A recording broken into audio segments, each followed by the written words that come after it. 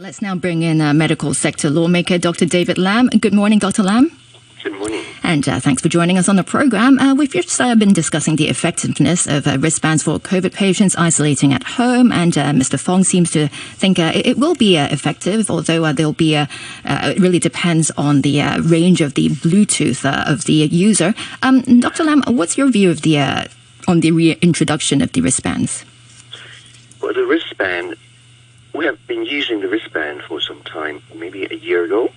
And we noticed that there has been some people cutting off the wristband, leaving that at home, and then they just goes onto the street.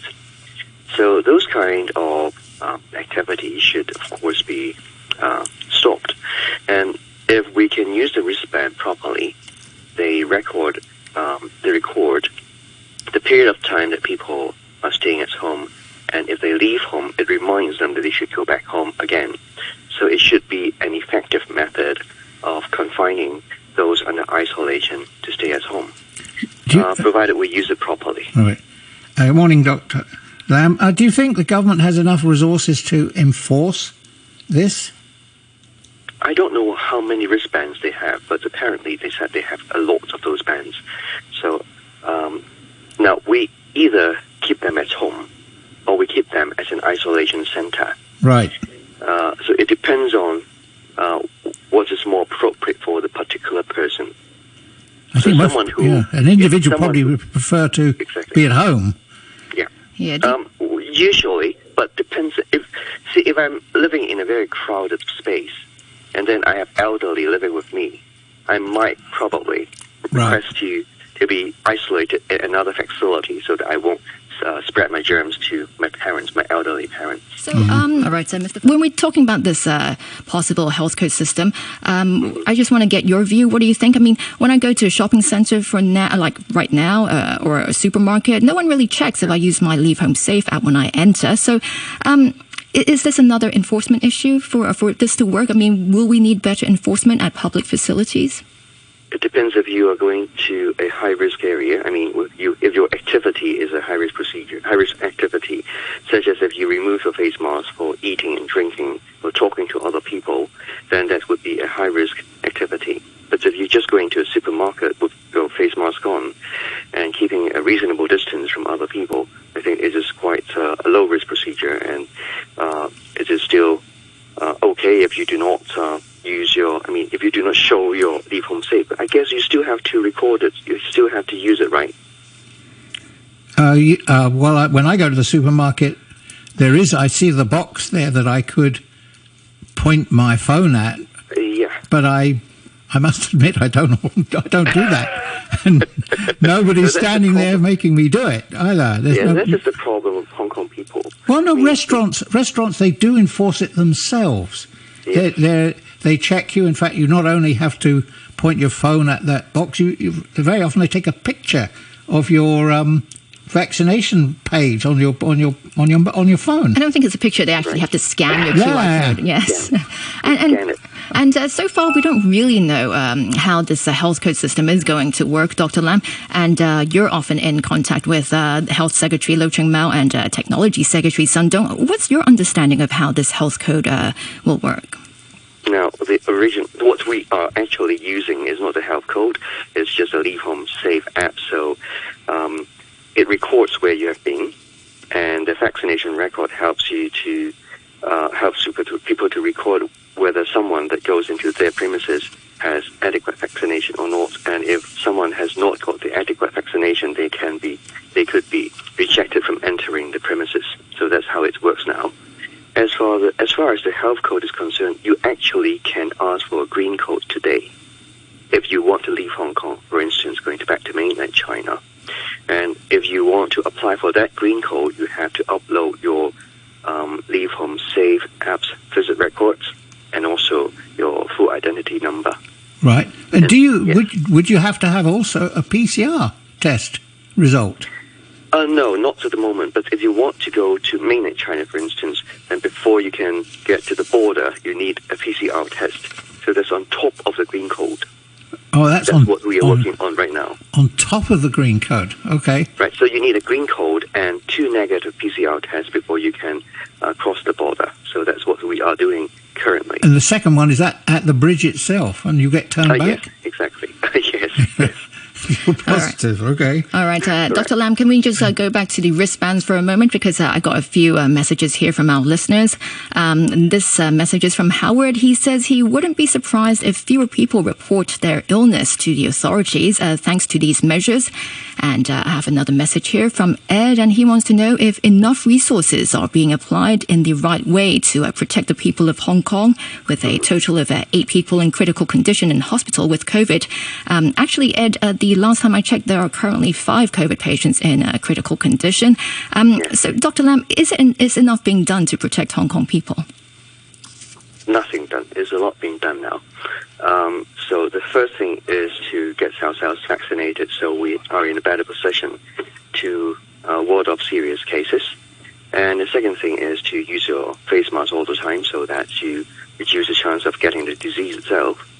And as far as hospitals are concerned, I think we are trying to confine most mild and moderate cases to the community, leaving only the more severe cases to get admitted. That is to save resources for the most severe cases. So this is what we're doing. I was going to ask about that, Dr. Lam, because I noticed a day recently when Singapore had over 24,000 cases reported. And if all of those people were admitted to hospital, they would be overwhelmed. But we had, 3,500 or 3,000 cases on a day, and it's like Armageddon.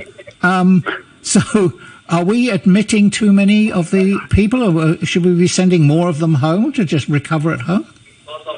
Those who are admitted usually have a low saturation of oxygen on room air, or they are old and they are fragile, they have other coexisting diseases. Right. So even if you don't send them to a critical ward, you have to observe them safely in the hospital. And of course, I think the overall plan is to make use of community facilities so that most people are either confined at home, or if they do not have a safe environment at home, that is, they could easily transmit to other people living together, then they should be sent to an isolation. Right, because they need to be monitored for safety. Monitored, not exactly. If people are having a very mild disease, you don't really have to monitor them very closely, but they have to monitor themselves and report if they develop symptoms. And I still remember that the government has a habit of sending people the pulse oximeter, which is a clip onto your finger that measures your oxygen saturation. That is quite useful. Oh yeah, I was offered one at the Jockey Club clinic, but I'm not very good with technology, so I thank them for their offer and refused. You just clip it onto your finger, and then it bleeps and gives you a reading. It's quite easy to use. And if that number is lower than 95% on room air, then better be very concerned about yourself. All right. And Dr. Lam, let's go back to our listener, Howard, who just also asked about the measures that we've been talking about, like the wristbands. Do you think it will discourage people from reporting about their infection?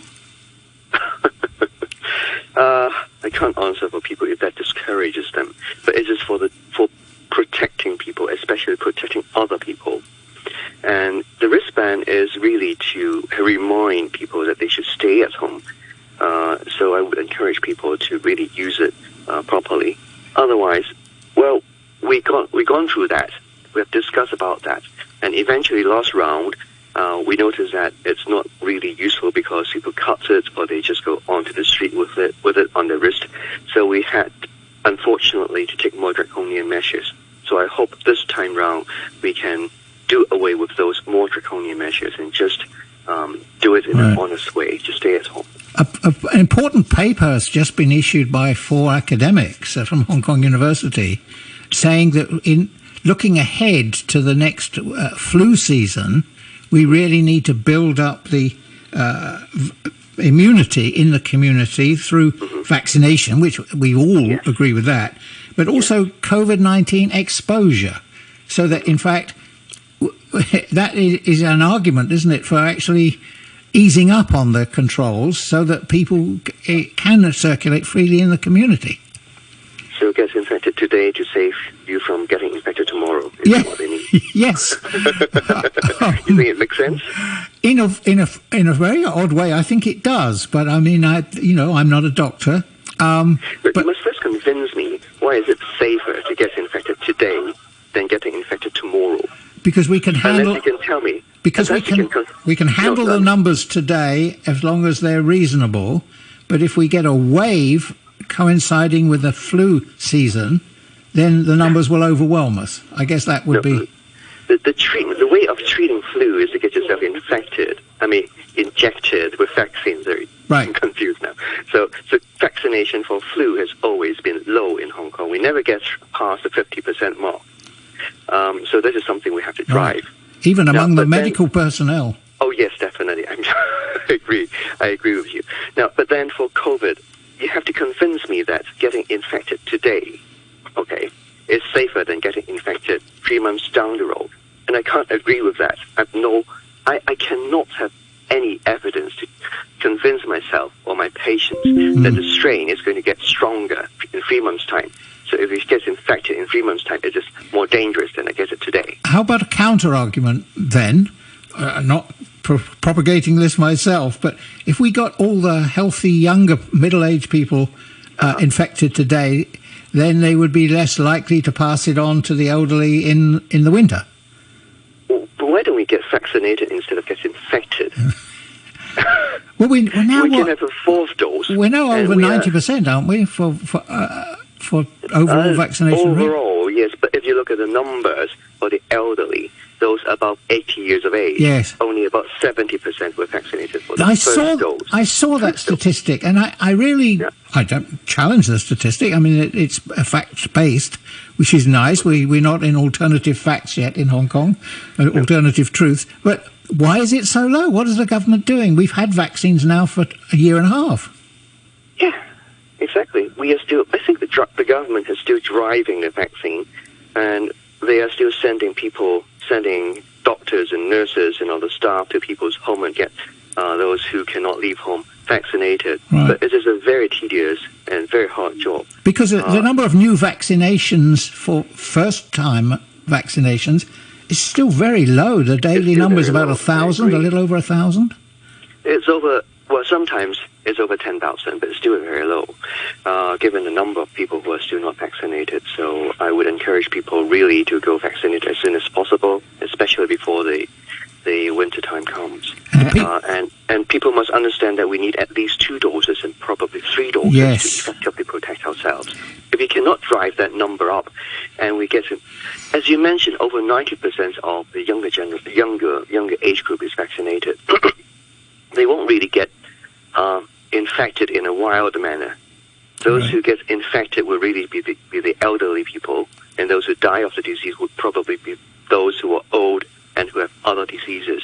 So by getting the younger people infected, it's not going to help those older people. Right. I just want to clarify one point when you were talking about when Mike, you were talking about the views of pandemic experts from the University of Hong Kong, that they're not really suggesting that people should get infected now instead of 3 months down the road. They're actually suggesting that the government should relax anti-COVID-19 measures while we continue to build immunity among the local population through vaccination and COVID-19 exposure. So I just want to clarify that point, that we're not saying people should get infected now. But well, that's a good way of saying it, but it's the same thing. You get yourself exposed, that means you get yourself infected, right? Yes, but they're also trying to encourage people to just get vaccinated. Yeah, so vaccinated is the answer, but not get infected. We never, I don't know if we ever in history encourage people to get infected in order to protect them a few months down the road. That is quite an exceptional suggestion. So I think it has to be based on evidence if there is such suggestion. And modeling, I don't see any model as at today. You're being intellectually rigorous. Exposure means the virus circulating in the community. Yeah, exactly.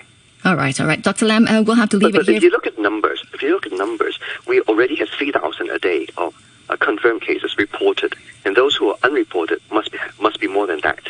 And we're looking forward to a doubling, perhaps, of this number.